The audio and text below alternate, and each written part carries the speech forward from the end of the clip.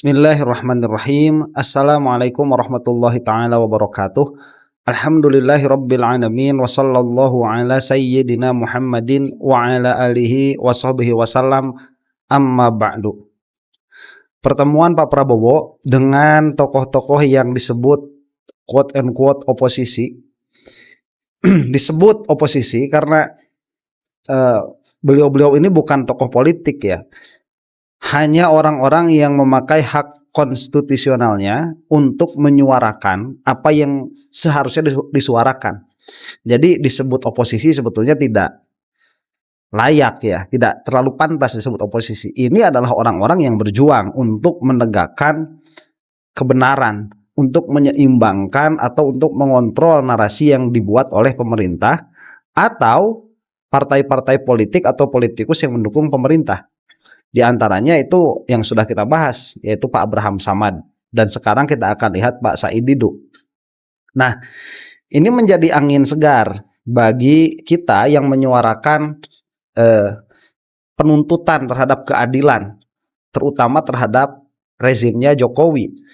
Dan tidak menjadi rahasia umum bahwa Jokowi itu kekuatan politiknya menancap tajam, menancap sangat kuat di rezimnya Pak Prabowo. Nah, dengan segala macam chaos yang terjadi pada narasi publik, karena di sana ada termul, kemudian ada termul resmi seperti institusi kepolisian, saya sebutkan di situ dengan berani saya menyebutkan itu, yang mana di dalamnya adalah Listio Sigit, itu sudah berani terang-terangan membangkang terhadap presiden dan lain sebagainya. Sehingga di dalam narasi publik kita ini tertekan sebetulnya. Sampai kemarin Pak Prabowo itu memanggil beliau-beliau ini. Nah, sebelumnya saya sudah membahas tuh waktu Pak Abraham Samad dipanggil atau diundang untuk mengisi sebuah wawancara, sebuah talk show. Di situ Pak Abraham Samad menyebutkan apa yang terjadi begitu ya, dan perbincangannya ini selama 4,5 jam. Jadi ada keinginan dari Pak Prabowo itu untuk mengembalikan KPK menjadi sebuah institusi yang sangar dalam memberantas korupsi dan lain sebagainya. Nah, kemudian ada yang unik karena ada kepala staf kepresidenan yaitu Kodari, yang mana dia itu kayak nggak senang ya. Saya terus terang sebelumnya tidak tahu Kodari itu adalah termul. Terus terang saya tidak tahu. Makanya saya bertanya di kolom komentar itu waktu mendengar pemaparannya Kodari ya. Ini kok pikiran kayak pikiran termul. Saya tanyakan, apakah Pak Kodari ini termul? Ternyata di dalam komentar betul yang bersangkutan ini termul. Malah yang menggagas Jokowi 3 periode tuh. Jadi ya alhamdulillah ya, sedikit banyak saya ini pada akhirnya bisa mencium bau termul dari jarak ratusan kilometer. udah kecium tanpa sebelumnya ada stigma dulu yang bersangkutan itu termul atau bukan, tapi dari cara pola pikir, dari cara berbicara itu sudah tercium ya. Atau mungkin kalau netizen sudah lebih pintar di dalam mencium bau-bau termul itu. Yang mana ini kita akan saksikan sekarang pertemuannya Pak Said Didu, bagaimana beliau itu menjelaskan pertemuannya dengan Prabowo, yang menjadi klik bagi saya. Oh, pantesan Kodari itu katakanlah begitu ya sampai panik keringetan tuh kemarin, karena yang dikatakan oleh Kodari bukan presiden yang mendengar input dari oposisi tadi, tetapi presiden itu yang menjelaskan point of view dari dalam, sudut pandang dari dalam, supaya orang-orang yang oposisi ini mereka tidak terlalu tajam di dalam mengkritik pemerintah. Itu adalah yang diucapkan oleh Kodari itu. Biasa kan termul begitu. Twisting ya, memutarbalikan fakta, padahal faktanya itu pertemuan selama 4,5 jam. Jika hanya itu adalah arahan dari Prabowo, itu tidak akan memakai waktu 4,5 jam, karena Prabowo yang bakalan berbicara. 4,5 jam itu berarti bukan satu arah berbicaranya. Ini adalah perbincangan yang betul-betul intimate. Terlepas di belakangnya apa yang menjadi niat politiknya Prabowo tatkala mengundang orang-orang tersebut. Tetapi ini merupakan sebuah angin segar ya bagi orang-orang yang ingin menuntut keadilan, terutama yang menuntut Jokowi diadili. Ini kita sekarang akan saksikan yang dikatakan oleh Pak Said Didu, dan ini saya rasa ini amat sangat menarik. Kita saksikan langsung saja. Tadi malam saya ketemu pimpinan tertinggi negara dan melaporkan bahwa kami di luar akan menghimpun diri dalam gerakan merebut kembali kedaulatan rakyat. Dan saya tidak hanya menunggu beberapa detik, langsung beliau menyatakan saya berdiri di depan. Tapi saya menyatakan janganlah Bapak berdiri di depan, saya di mana? Artinya agenda ini ternyata menjadi keresahan juga mereka. Jadi mereka juga menganggap bahwa negara Indonesia ini rusak karena kedaulatan sudah diambil. Sebentar, nah itu sangat penting, mengembalikan kedaulatan kepada rakyat. Karena sekarang ya kedaulatan itu tidak ada. Jangankan di rakyat, di pemerintahan Prabowo pun itu tidak ada kedaulatan itu. Dirongrong sama gerombolannya Jokowi itu yang ada sekarang. Dan mungkin ini Prabowo sudah mulai jengah ya. Dan mereka tahu siapa yang mengambil. Mereka tahu siapa yang mengambil, dan sepertinya mereka tahu bahwa tidak bisa merebut tanpa bapak dan ibu ikut merebutnya. Kita bukan ternak wowo, tapi kami adalah ternak kedaulatan. Itu jadi jangan sampai menyatakan berkumpul pasti termol menyatakan wah ini berubah jadi teror. Tidak, kami adalah ternak kedaulatan. Kalian yang merampas kedaulatan kami akan hadapi. Nah itu, jadi berbedanya orang-orang ini dengan Egy Sujana misalkan kemarin yang datang ke ke Jokowi, itu kan langsung berbalik arah tuh, menyerang orang-orang yang berjuang untuk mendapatkan keadilan supaya Jokowi ini diadili. Itu Egy Sujana tuh, yang mana tadinya ada di posisi yang benar ya, kemudian datang ke Jokowi bukan hanya berlepas diri dari permasalahan hukumnya, tapi berbalik menyerang. Itu adalah sebuah pengkhianatan. Ini lain, karena tidak ada jabatan yang diterima, tidak ada keuntungan pribadi yang diterima. Ini hanya betul-betul murni mengungkapkan aspirasi langsung kepada presiden, dan ini sangat baik. Kalau di dalam sama agendanya, alhamdulillah. Kalau nggak sama, nggak apa-apa, kita jalan beda. Nah, clear. Jadi itu saja. Nah itu. Nah, itulah kita lama berpikir agenda apa yang sama. Ketemu saya bahwa ini kedaulatan yang diambil karena merusak negara ini adalah pedagang kedaulatan. Nah. Dan pedagang kedaulatan yang paling tinggi adalah di partai politik. Sudah pedagang kedaulatan, itu molnya kedaulatan. Pedagang kedaulatan kedua ada di Parcok. Sebentar, ini ada terlihat sekali ya transaksi kedaulatan ini adanya di partai politik. Jadi begini, terlepas dulu lah Prabowo ini betul atau tidak di dalam memimpin begitu ya. Kemudian manuver-manuver politiknya Prabowo ini, dia itu pro rakyat atau tidak, itu menguntungkan pribadi yang bersangkutan atau tidak, itu kesampingkan dulu. Tadi kata Pak Said Didu, kita cari dulu apa ini yang sama kira-kiranya antara oposisi ini dengan Pak Prabowo. Ternyata sama concernnya itu apa? Mengembalikan kedaulatan negara. Karena kedaulatan negara itu ada di termul sekarang diambilnya. Yang kedua di Parcok nih.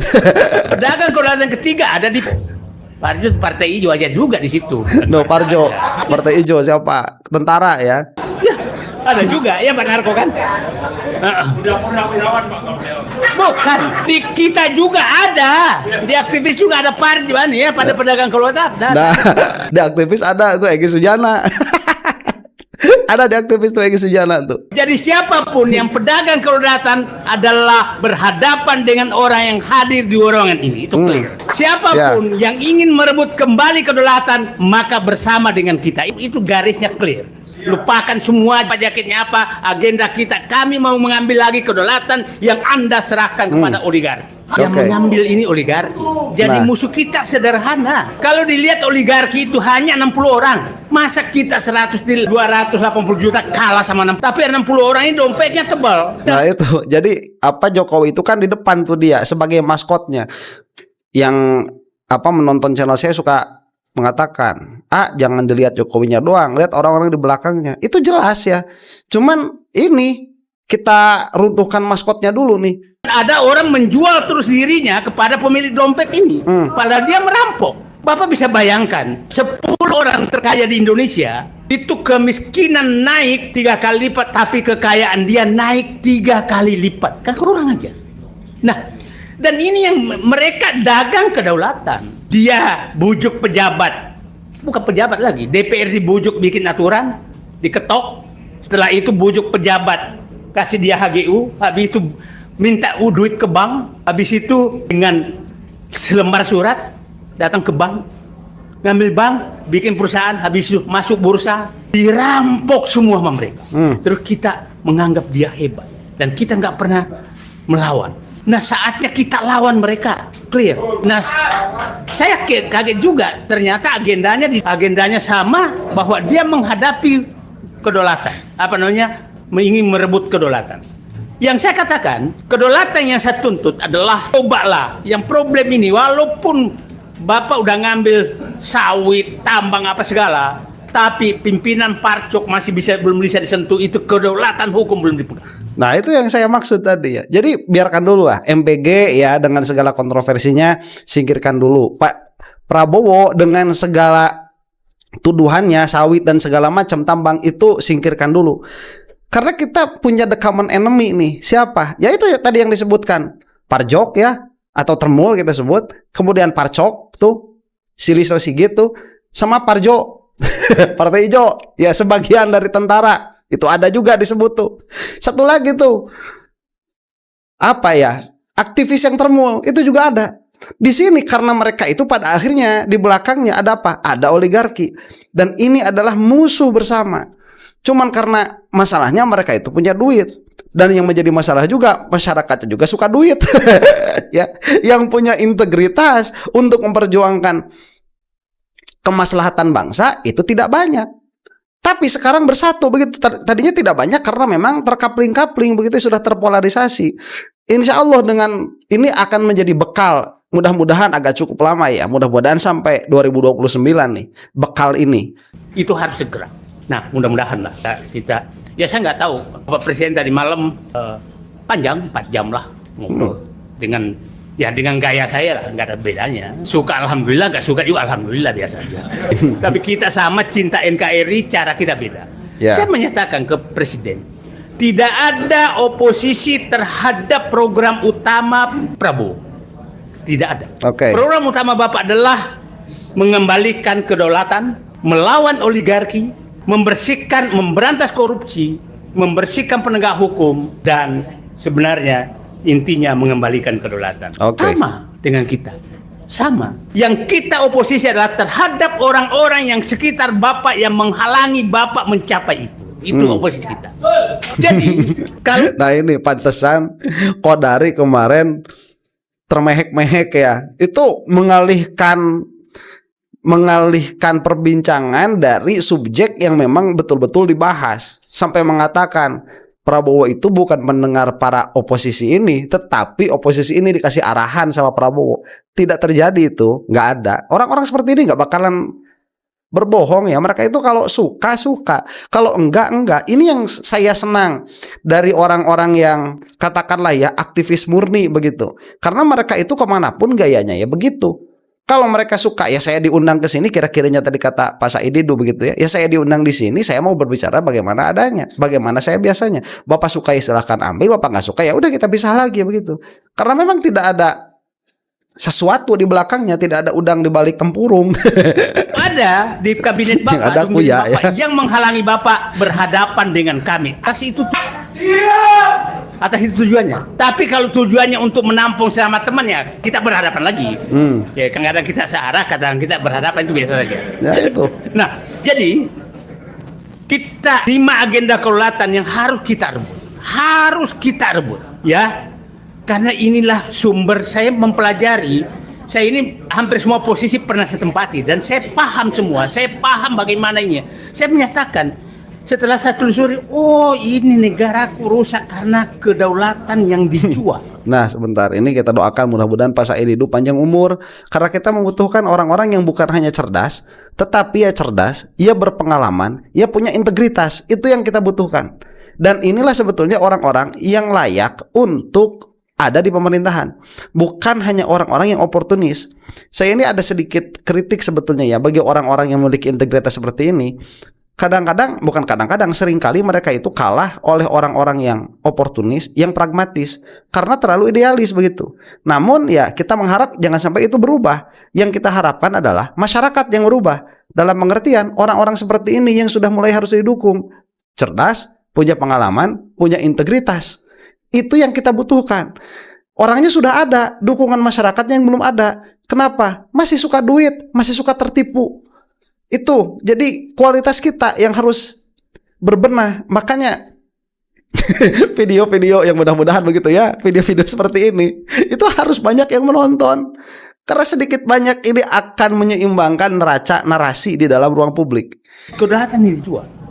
Nah ini kita harus rebut kembali, gitu kan? Nah, ya tadi saya misalkan kedaulatan ekonomi, kedaulatan hukum, kedaulatan politik, kedaulatan wilayah, kedaulatan sumber daya alam. Nah, saya katakan kita problemnya pemerintah sekarang pasukannya belum cukup untuk merebut kedaulatan itu. Pasti banyak sekali orang yang memusuhi Syafri Samsudin. Pasti. Bukan karena saya kenal dia, tapi siapapun yang berjuang untuk memperoleh kedaulatan, kita harus di belakangnya. Oke, sebentar, itu yang dimaksud Pak Menhan kalau tidak salah ya, Pak Menhan Syafri itu yang kemarin membongkar kasus itu tuh bandara tuh. Beliau itu yang mengundang juga orang-orang ini. Kalau perlu kita di depannya untuk beliau. Siapapun dia. Bukan karena, jangan sampai karena dekat saya. Enggak. Siapapun. Kita harus membela dia. Karena bayangkan, saya katakan, 7 presiden yang pernah ada di Indonesia. Baru kali ini ada presiden yang berani menyentuh oligarki. Pasti bilang, bapak-bapak itu, wah ternak wowo loh. Bagi saya bukan itu. Baru kali ini. Ada yang berani menyentuh mereka. Oke, ini harus kita aplaus dulu ya. Ini keluar dari kata-kata Pak Said Didu. Jadi jangan katakan ternak wowo. Ya, nggak ada. Karena begini, yang mengatakan ternak wowo itu termul. Ya, ternak Mulyono. Itu yang mengatakan terwo. Padahal kita ini tadi sama dalam satu agenda besar, yaitu menghilangkan oligarki dari Indonesia. Atau dalam kata lain, mengembalikan kedaulatan rakyat. Itu yang kita inginkan tuh. Pada akhirnya nanti ada program-program yang bertentangan. Itu kan dinamika politik namanya juga. Biasa itu. Atau narasi publik. Itu ya biasa. Cuman ini harus ada dalam satu tujuan dulu. Itu yang ditekankan. Dan mudah-mudahan masyarakat sadar akan hal itu. Kalau Bapak dan Ibu dengarkan bagaimana mereka tuh sedang dipiting karena dia merusak, itu sedang terjadi dalam segala hal. Nah, bayangkan, ya ini kemungkinan sawit itu akan sampai 8 juta hektar akan diambil, tambang mungkin sampai 6 juta hektar diambil semua. Dan kita tahu semua pemilik itu adalah oligarki. Dan di belakangnya adalah Parcok dan Parjo. Parcok dan Parjo berbintang. Ya, giliran di medianya Termul. Jadi Termul ini mereka kan main dua kaki ya. Karena di pemerintahan ada Gibran, dia itu mendukung Prabowo Gibran di satu sisi itu. Di sisi yang lain Prabowo juga dihabisi juga dari satu sudut pandang yang lain. Itulah mainannya Termul. Karena namanya juga Termul.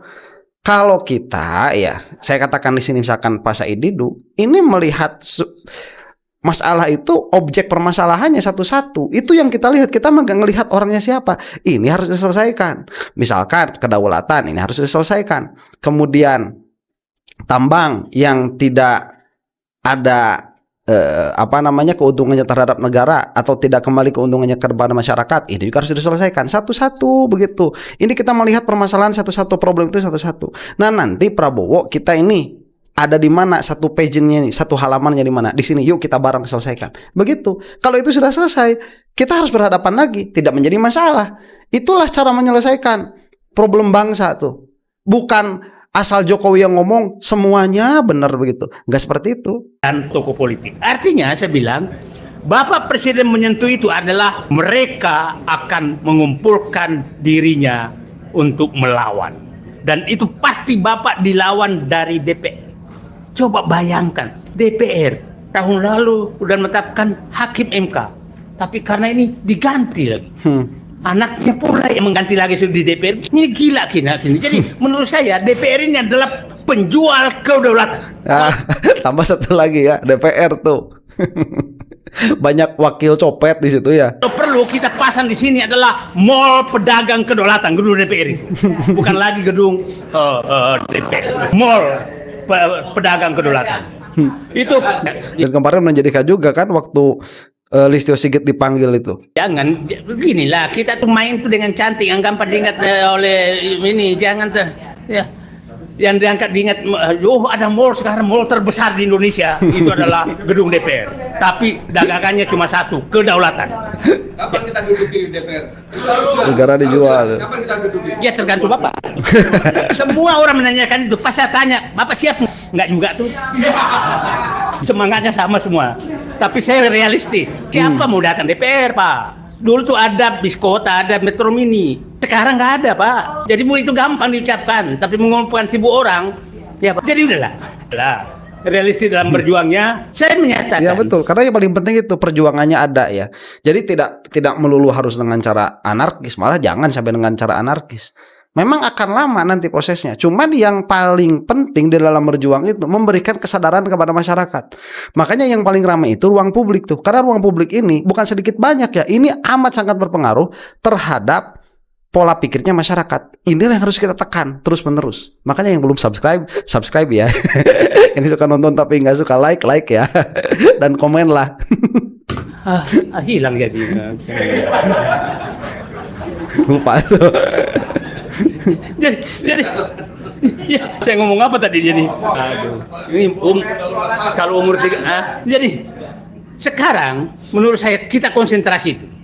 Karena capek kita nih saya tuh kan keluar dari menjadi manusia merdeka 15 tahun lalu, tapi ini ketemu bermutar nggak jelas. Ya saya kan sering ke ibu-ibu, ketemu foto lagi apa sih ini? Mana foto, di mana foto, ini foto lagi. Buat capek kita foto.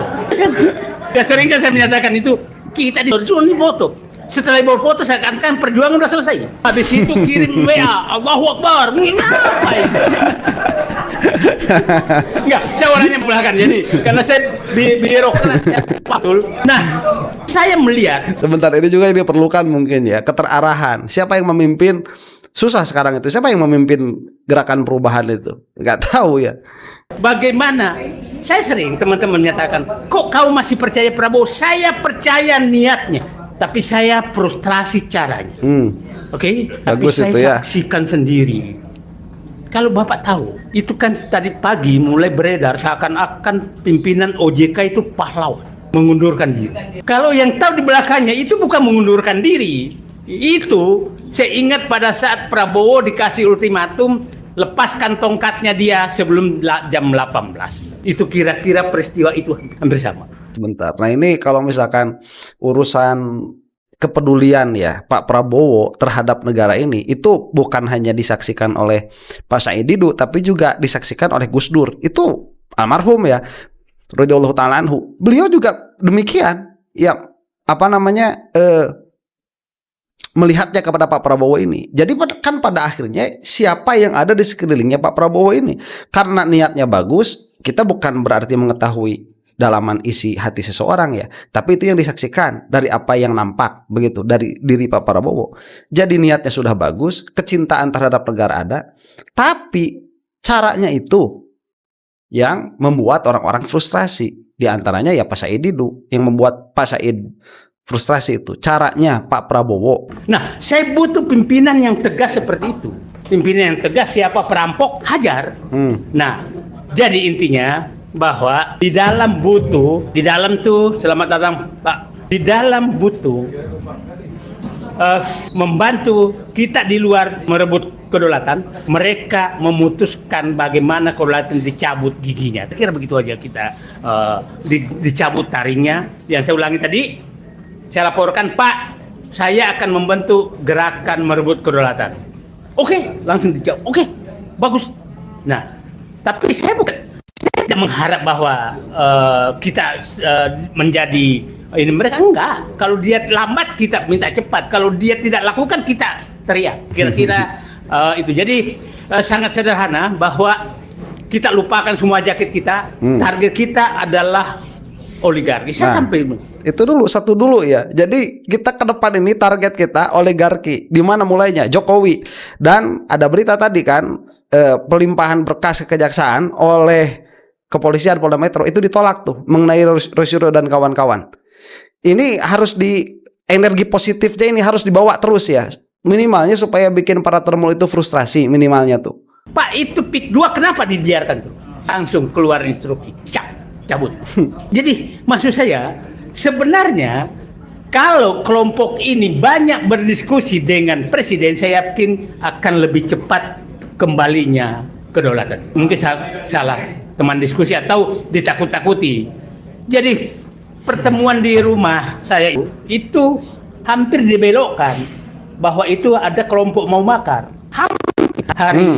Hari pertama, sehari sebelumnya itu saya sudah dapat informasi. Nah itu juga tuduhan-tuduhan ya, mau makar gara-gara misalkan mau menggulingkan Gibran dan sebagainya. Itu bukan makar, itu adalah upaya untuk menegakkan kembali keadilan. Minimalnya menurut versi sebagian rakyat yang masih melihat permasalahan itu dengan jernih. Lah kok dikit-dikit makar begitu. Itu fitnahan-fitnahan yang suka dilontarkan sama termul. Tapi tangan Allah bekerja berbalik, bahwa inilah kelompok orang-orang yang hanya memikirkan bangsa dan negara. Tuh. Tidak ada agenda. Nah, itulah kira itu. Nah, jadi menurut saya begini, kita harus menggalang seluruh Indonesia agar rakyat yang terambil kedaulatannya itu yang harus kita bela dan bergerak. Yang tanahnya tergusur kita tampung dan bentuk seluruh wilayah. Agendanya satu adalah orang rakyat yang diambil kedaulatannya. Anggota DPR menjual kedaulatannya, kita hajar. Anggota DPR yang ini kita hajar. Siapapun menjual kedaulatan adalah kita hajar. Adalah musuh kita. Mau di dalam pemerintahan, di luar pemerintahan. Di luar pemerintahan juga banyak pedagang kedaulatan. Nah, itu yang kira-kira yang saya inginkan dari kita semua bersatu untuk ini, bahwa itu saya bilang tadi, kedaulatan hukum kita udah tahu siapa musuh kita, kedaulatan ekonomi kita udah tahu siapa musuh kita, kedaulatan politik kita udah tahu siapa musuh kita, itu parpol dan DPR. Clear. Makanya siapa Marwan sulit, siapa lagi? Itu kita menghadap DPR. Ngapain gua ketemu DPR? Enggak, aku nggak pernah mau. Oke, saya kira kita cukup di situ dulu. Ini kesimpulannya dulu ya. Nah, saya kira ini adalah sebuah kode dari Pak Prabowo agar para aktivis ini jangan takut ya, karena sekarang kan masanya saling lapor-melaporkan tuh. Jadi ini adalah jaminan keamanan untuk siapapun yang berbicara di dalam mengkritisi pemerintah, baik yang rezim yang ada atau kekuatan rezim yang sudah lalu, dalam hal membongkar dan mengurangi pengaruhnya oligarki. Itu yang pertama. Kemudian yang kedua, yang dari apa yang saya lihat, ini adalah suatu shock terapi bagi para termul. Bayangkan Anda kalau jadi termul begitu ya, dengan otak yang jongkok seperti itu, dengan dengan penglihatan, keterbatasan melihat objektivitas perkara seperti itu, dengan fanatisme terhadap Jokowi yang seperti itu, melihat Pak Prabowo sebagai orang nomor satu di Indonesia mengundang orang-orang yang paling mereka benci, yang suka disebut keledung itu, ya ini diundang dalam waktu yang lama. Makanya kalau misalkan Kodari itu sampai stres, yang katanya adalah termul akut, saya rasa itu wajar. Dan ini mudah-mudahan lebih sering lagi ya, mendekat dulu lah kepada pemerintah. Karena ya tadi, kadang-kadang kita itu harus melepaskan berbagai macam dulu kepentingan-kepentingan yang kecil supaya mencapai kepada kepentingan-kepentingan yang besar. Setelah itu kita mau berbeda lagi, tidak ada masalah. Demikian, mudah-mudahan kita semua ada dalam maghfirah Allah Subhanahu wa taala. Wallahu taala a'lam bissawab. Assalamualaikum warahmatullahi taala wabarakatuh.